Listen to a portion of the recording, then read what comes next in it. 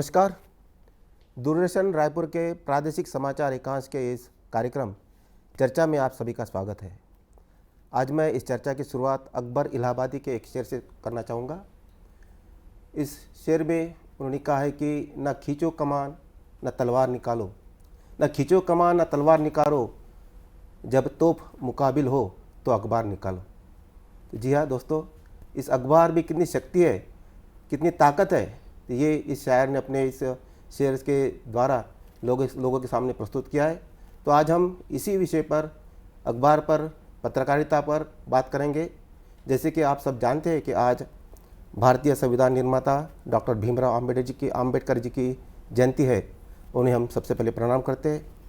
Doctor बाबा साहब आम्बेडकर एक महान नेता थे, सामाजिक कार्यकर्ता थे, अर्थशास्त्री थे। उन्हीं के एक किताब प्रॉब्लम ऑफ रूपी, इस पर भारतीय रिजर्व बैंक की स्थापना भी हुई है। तो ये सारे पहलू उनके रहे हैं। लेकिन डॉक्टर बाबा साहब आम्बेडकर की पत्रकारिता, जो उनका पत्रकारिता का ये जो रूप है या पहलू है, वो अभी तक हमारे से दुर्लक्षित रहा है। तो आज हम इसी विषय पर चर्चा करेंगे और आज इस चर्चा में हमारे साथ मौजूद है गुरु घासीदास केंद्रीय विश्वविद्यालय के सहायक प्राध्यापक डॉक्टर अमिता जी। नमस्ते। नमस्ते सर। अमिता जी ने 4 किताबें भी लिखी है। आज हम उनसे, वो पत्रकारिता और जनसंवाद इस विभाग में कार्यरत है। आज हम उनसे डॉक्टर बाबा साहब आम्बेडकर की पत्रकारिता इस विषय पर बात करने जा रहे हैं। डॉक्टर अमिता जी, आप मुझे बताइए कि डॉक्टर बाबा साहब आम्बेडकर जो पत्रकारिता शुरू की है, उसका उद्देश्य क्या रहा है और किस तरह से उन्होंने इसकी शुरुआत की है? सबसे पहले तो मैं इस अवसर पर देश के जाने माने लेखक, विचारक, चिंतक और बहुआयामी प्रतिभा के धनी बाबा साहब को नमन करती हूँ और उन्हें धन्यवाद देती हूँ कि आज उनके कारण ही मैं यहाँ पर इस मुकाम को हासिल कर पाई हूँ और उनके ऊपर कुछ बोलने का साहस जुटा पा रही हूँ। अन्यथा तो हम जैसी महिलाओं को या किसी भी वर्ग की महिलाओं को यहाँ तक पहुँचना किसी सपने का साकार होने जैसा था और यह काफ़ी मुश्किल था कि इस मुकाम पर कोई महिला पहुँचे। घर की 4 दीवारी के भीतर कैद रहना ही उनके जीवन का हिस्सा बन चुका था। लेकिन बाबा साहब ने पहली बार उनके ऊपर सोचा और उनको वह अधिकार दिलाया जिसके कारण आज मैं यहाँ पर बैठ पा रही हूँ और उस मुकाम को हासिल कर पा रही हूँ जो कभी मेरे लिए भी एक सपने जैसा था। तो उनकी पत्रकारिता पे आप बताएं कि किस तरह से उन्होंने शुरुआत की। हम जानते हैं, सब जानते हैं कि 1920 से उनकी पत्रकारिता शुरू हुई है। तो वो आप सिलसिलेवार से थोड़ा बताइए।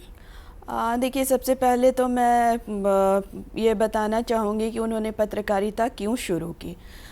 जैसा कि हम सभी भली भांति जानते हैं कि पत्रकारिता देश का चौथा खंभा कहलाता है और इसके पीछे जो वजह रही है उसका जो संचार का माध्यम है और लोगों को जितनी आसानी से पत्रकारिता के माध्यम से हम जोड़ पाते हैं वह किसी और माध्यम से संभव नहीं है। और कहा जाता है कि देश की आज़ादी में भी पत्रकारिता की ही सबसे अहम भूमिका रही है। तो बाबा साहब भी इस बात को भली भांति समझ चुके थे कि यदि हम पत्रकारिता के माध्यम से लोगों को जोड़ने की कोशिश करें तो हम आसानी से उन्हें जोड़ सकते हैं और ये हमारे लिए कम संसाधन में भी संभव हो सकता है, कम खर्च पर संभव हो सकता है और कम लागत में ये संभव हो सकता है। तो उन्होंने भी लोगों को जोड़ने के लिए पत्रकारिता का ही माध्यम अपनाया और उनकी पत्रकारिता का जो सबसे महत्वपूर्ण जो मुझे बात समझ में आ रही है वह ये है कि उन्होंने जो पत्रकारिता के लिए भाषा का चयन किया वह मराठी भाषा थी और मराठी जो है वहाँ की क्षेत्रीय भाषा थी और वो जान चुके थे कि अगर हम आम जन को जोड़ें तो उसके लिए उनकी भाषा से ही हमें जोड़ने के लिए सबसे उत्तम मार्ग होगा। तो जिस क्षेत्रीय भाषा पर आज हमारी सरकार जोर दे रही है राष्ट्रीय शिक्षा नीति के माध्यम से कि हमें राष्ट्रीय शिक्षा नीति को यदि आगे बढ़ाना है, लोगों को अच्छे से शिक्षित करना है, उन्हें जागरूक करना है, तो क्षेत्रीय भाषा को हमें पाठ्यक्रम में शामिल करना होगा।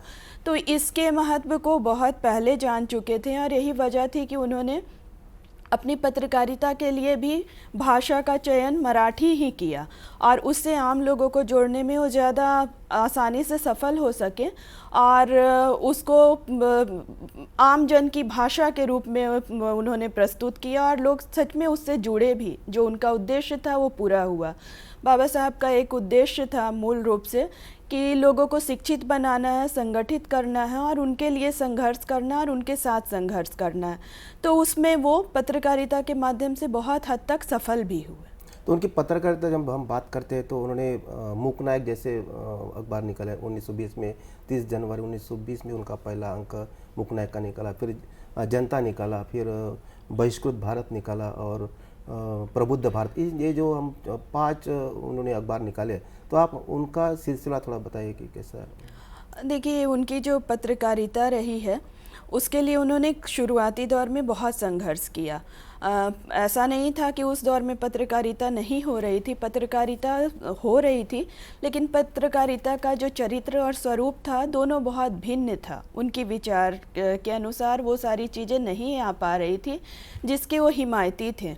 तो उन्होंने बहुत कोशिश की कि उन चीज़ों को भी पत्रकारिता में शामिल किया जाए जो समाज के लिए ज़रूरी है, लेकिन वो सारी चीज़ें नहीं हो पा रही थी। उस समय एक स्थापित पत्रिका में उन्होंने कोशिश भी की, जब उन्होंने मूक नायक का प्रारंभ किया कि उसका विज्ञापन उसमें छापा जाए, लेकिन उन्होंने मना कर दिया। तो फिर उन्होंने ये सोच लिया कि उन लोगों के उन्नयन के लिए, उत्थान के लिए, जो सदियों से शोषित और वंचित रहे हैं, उनके लिए पत्रकारिता उत्तम मार्ग होगा और इससे पे हम विस्तृत चर्चा कर पाएंगे इसके माध्यम से, और इससे बढ़िया मंच कोई नहीं हो सकता है। और ये सोच विचार के बाद उन्होंने 1920 में मूक नायक का प्रारंभ किया और उसके पहले अंक में ही उन्होंने लिखा कि जिस प्रकार से एक नाव पर सवार व्यक्ति किसी ईर्ष्यावश यदि नाव में छेद करने की कोशिश करता है तो वो ये नहीं समझ पाता है कि देर सबेर वो भी उस पानी की डूब में आ जाएगा और इससे उसकी भी जान को खतरा हो सकता है। इसी तरह से यदि समाज में किसी एक जाति, एक वर्ग या एक धर्म को हम पीछे धकेल कर या उनके लिए गड्ढा खोदकर हम आगे बढ़ने की कोशिश करेंगे तो ये उसके लिए सिर्फ नुकसानदेह नहीं है बल्कि पूरे समाज के लिए नुकसानदेह होता है। तो इसलिए उन्होंने कहा कि सर्वांगीण विकास में ही देश का उत्थान हो सकता है, समाज का उत्थान हो सकता है और इससे ही हम आगे बढ़ सकते हैं। इसके दूसरे अंक में उन्होंने एक बात कही थी जो बहुत इम्पॉर्टेंट था कि हमें स्वराज नहीं, मतलब हम स्वराज चाहते हैं, लेकिन इसका ये मतलब नहीं है कि स्वराज के लिए हम पर राज होने लगे।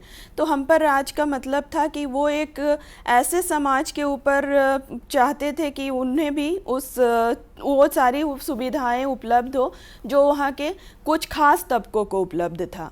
तो उनका कहना था कि हम पर राज न कर कर हमें भी शिक्षा दें, समृद्धि दें, हमारे उत्थान की बात सोचें तो असली मायने में स्वराज होगा और हमें ऐसे ही स्वराज की चाहत है और हम ऐसे ही स्वराज के लिए लड़ेंगे। अन्यथा की स्थिति में हमें ऐसे स्वराज से कोई सरोकार नहीं है। इसी तरीके से जब उन्होंने बहिष्कृत भारत निकाला तो उसमें उन्होंने कहा कि समाज में सबसे ज़्यादा जो ज़रूरत है वो जाति को तोड़ने की ज़रूरत है, वर्ग भेद को मिटाने की ज़रूरत है और उसके लिए रोटी और बेटी के आदान प्रदान की बहुत ज़रूरत है। अगर रोटी बेटी को हम एक दूसरे से बांटते हैं तो जाति भेद जो है अपने आप समाप्त हो जाएगा और एक दूसरे से पारिवारिक सरोकार बढ़ेगा, एक दूसरे के बारे में हम सोचना शुरू करेंगे।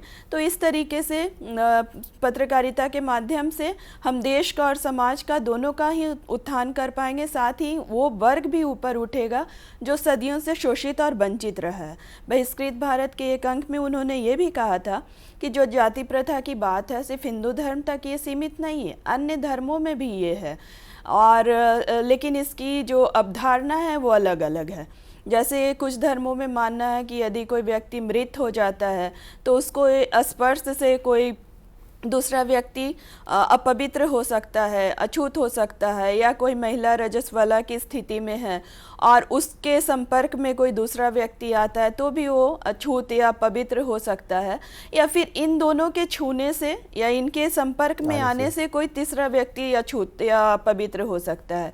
लेकिन ये अवधारणा जाति, वर्ग और धर्म आधारित नहीं थी, ये वहाँ के कर्म कांड या कोई परंपरा या रिचुअल्स के बेस पर आधारित थी। और ये कुछ समय के बाद धीरे धीरे जैसे जैसे लोग शिक्षित होते गए, आगे बढ़ते गए, ये सारी चीज़ें खत्म होती गई। लेकिन कुछ धर्मों में ये चीज़ें आज भी उसी तरह से बनी चालू हुई है है या फिर और इसे समाप्त करना बहुत मुश्किल हो तो रहा इसके है। लिए पत्रकारिता एक बड़ा सशक्त माध्यम बहुत। हम बता सकते हैं कि बिल्कुल। पत्रकारिता या जो मीडिया है वो कितनी बड़ी अहम भूमिका निभा सकता है। हम जानते हैं कि बाबा साहब ने मूक नायक जो निकाला तो महाराष्ट्र के छत्रपति शाहू महाराज ने उन्होंने आर्थिक सहयोग किया, 2,500 रुपये उन्होंने उस मूक नायक को शुरू करने में लगाए थे। और फिर हम जब नाम देखते हैं बाबा साहब आम्बेडकर के पत्रकारिता क्या उनके अखबारों का, जैसे जनता हो गया, बहिष्कृत भारत हो गया, प्रबुद्ध भारत हो गया, समता हो गई, तो इसमें से उनके आंदोलन के दिशा भी हमें अब मिल सकती है। बिल्कुल मिल सकती है। सारे जो पत्र पत्रिकाओं या अखबारों के उनके जो नाम रहे हैं, सब में मुझे लगता है कोई ना कोई गूढ़ अर्थपूर्ण उसमें छिपा हुआ है। छिपे हुए हैं। जैसे मूक नायक की हम बात करते हैं तो मूक नायक अपने आप में दो अर्थ देते हैं। एक तो वो नायक जो मूक का नायक है और जिसकी दूसरा कोई आवाज ही ना हो। और दूसरा ये कि वो उन लोगों का नायक जो सदियों से मूक रहे हैं। तो ये दो अर्थ यहाँ पर स्थापित हो पा रहे हैं। और सच में ये जो इन्होंने शुरुआत की पत्रकारिता की, इन्होंने सदियों से वंचित लोगों की आवाज़ बनकर शुरू की। पत्रकारिता के बारे में कहा जाता है वॉइस ऑफ वॉइसलेस पीपल। तो सच में ये जो है वॉइस उन लोगों के लिए बन पाए जो सदियों से अपनी आवाज़ लोगों तक पहुंचा ही नहीं पा आवाज ही रहे नहीं थे। थी, उनको उनकी आवाज आवाज़ को दबाया जा रहा था लगातार, उनकी आवाज़ ये बन पाए।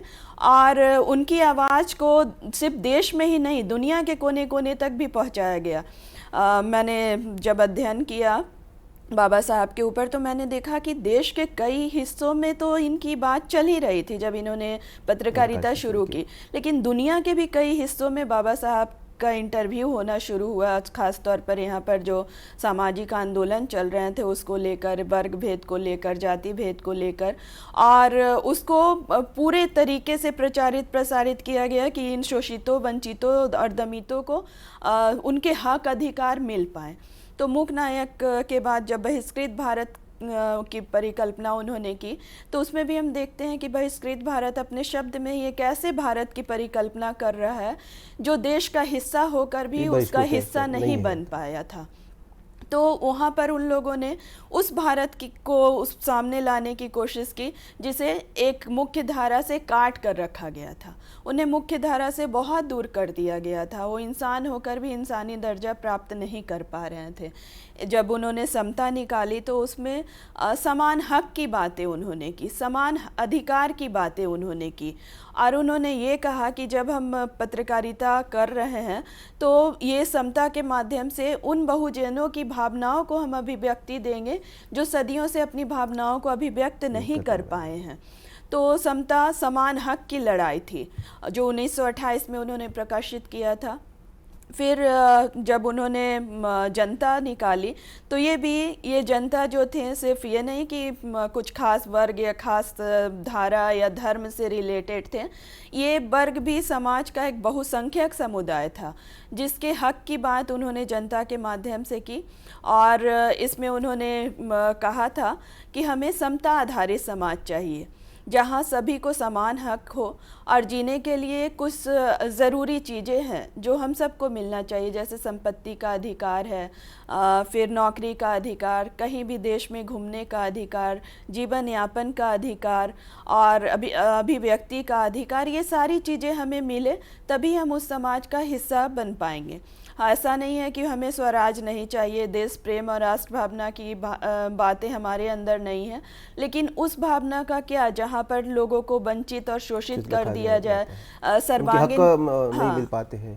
बिल्कुल सर्वांगीण विकास की बात नहीं सोची जा रही है। तो ऐसे देश में हम रह कर क्या करेंगे जहां हमारी बातें ही ना उठे। तो जनता जो 1930 में उन्होंने निकाला था, जनता का ही नाम उन्होंने फिर आगे बढ़ के प्रबुद्ध भारत उनको किया था। तो प्रबुद्ध भारत मूक नायक से एक प्रबुद्ध भारत की ओर जिस तरह से डॉक्टर बाबा साहब अम्बेडकर बढ़े, तो आपको क्या लगता है कि उनके जो आंदोलन थे, जैसे कोई पानी के लिए आंदोलन है, मंदिर प्रवेश के लिए जो आंदोलन, प्रतीकात्मक आंदोलन है, तो उनके आंदोलन से देखते हुए भी उन्होंने अपने नाम चेंज किए अपने अखबारों के? बिल्कुल, जैसे मैंने जो महसूस किया वो ये था कि प्रबुद्ध भारत वो उनका यूटोपिया था, जो आदर्श भारत की कल्पना उन्होंने की थी उसके माध्यम से उन्होंने सामने रखने की कोशिश की। जैसे प्रबुद्ध भारत के एक अंक में उन्होंने लिखा था दलित समाज और स्त्री शिक्षण। तो स्त्रियों के शिक्षण की जो वकालत उन्होंने की, ये नए भारत की ओर ही हमें ले जा रहा था। इसके पहले सावित्रीबाई फुले ने काफ़ी आंदोलन किया, ज्योतिबा फुले ने आंदोलन किया, लेकिन कानूनी अधिकार उनके माध्यम से हमें नहीं मिल पाया था। तो बाबा साहब का कहना था कि यदि हम स्त्री को पढ़ाते हैं तो एक समाज शिक्षित होता है। उनका सिर्फ ये उद्देश्य नहीं है महिलाओं का कि उन बच्चा पैदा करें या फिर बच्चे को पालें पोषें, घर के चार दीवारी के भीतर सिमटे रहें। उन्हें आप पढ़ाइए, उन्हें आगे ले जाइए और बेटे बेटियों में फ़र्क ना कीजिए। तो इस तरीके से हमने देखा कि वो एक नई भारत की ओर ले जा रहे थे, लोगों को एक नई दिशा दे रहे थे, नए तरीके से सोचने के लिए बाध्य कर रहे थे।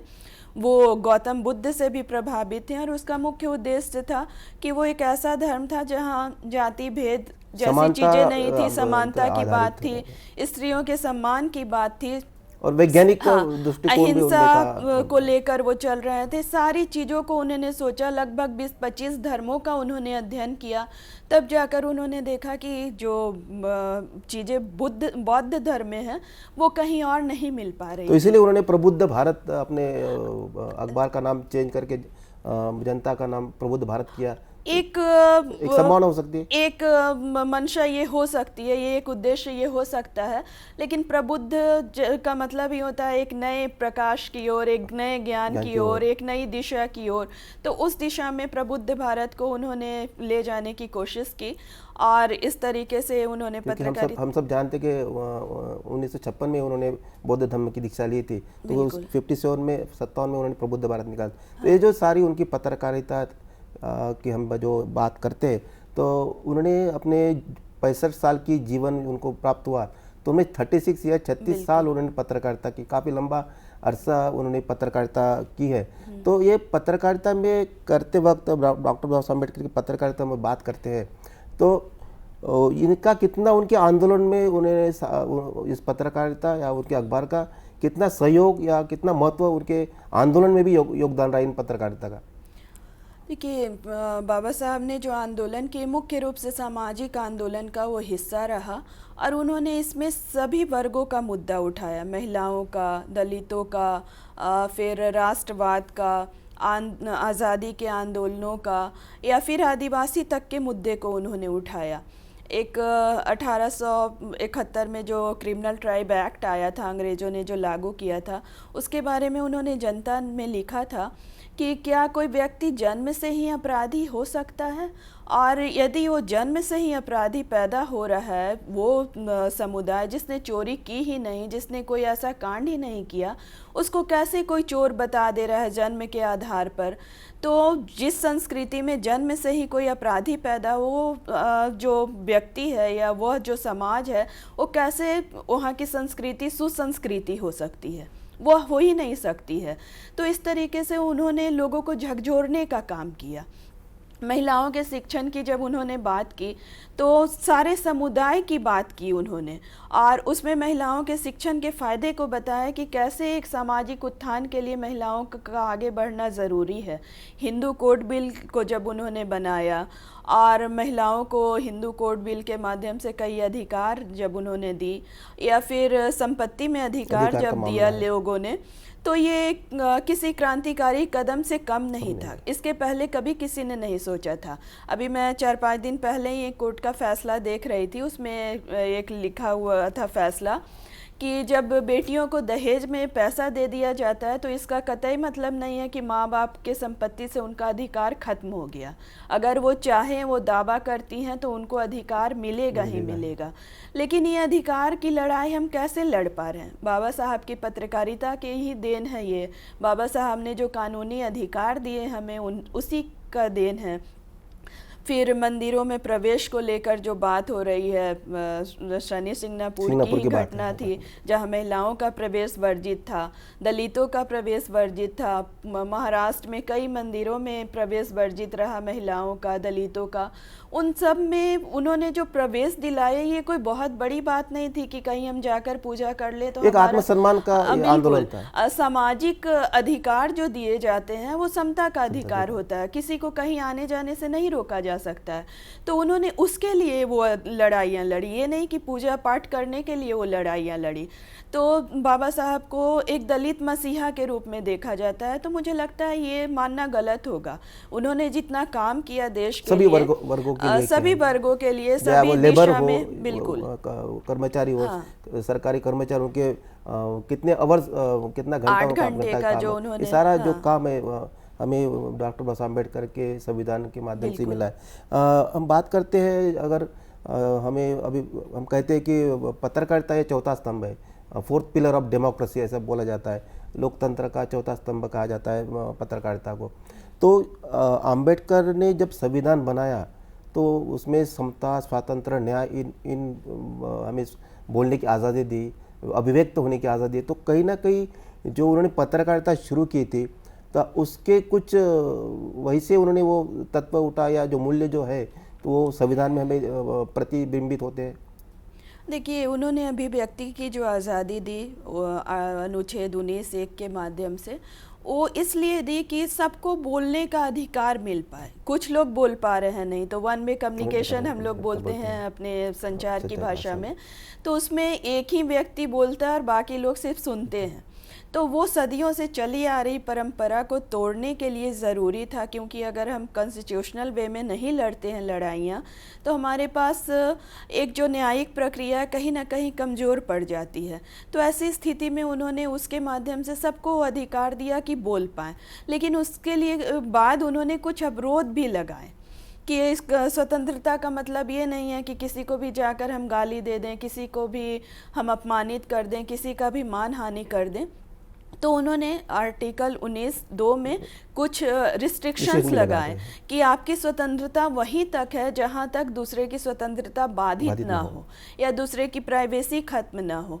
तो ये ज़रूरी था। आज मीडिया का जो स्वरूप है लगातार उस पर सवाल उठ रहे हैं, उसके पीछे यही वजह रही है कि उन लोगों ने मनमानी शुरू कर दी थी। तो अभिव्यक्ति की स्वतंत्रता के आड़ में जो मनमानी चल रही थी, या जो लगातार वो लोग ब्लैकमेलिंग कर रहे थे, सनसनीखेज पत्रकारिता कर रहे थे, अपित पत्रकारिता का जो रूप दे रहे थे, उसको लगाम लगाना ज़रूरी था। तो ये जो हम बात कर रहे हैं कि बाबा साहब अम्बेडकर की पत्रकारिता की, तो उसमें सामाजिक न्याय, सभी वर्गों का सम्मान, तो ये जो सारे मूल्य आते हैं, तो ये मूल्यों के लिए पत्रकारिता बाबा साहब अम्बेडकर शुरू की थी।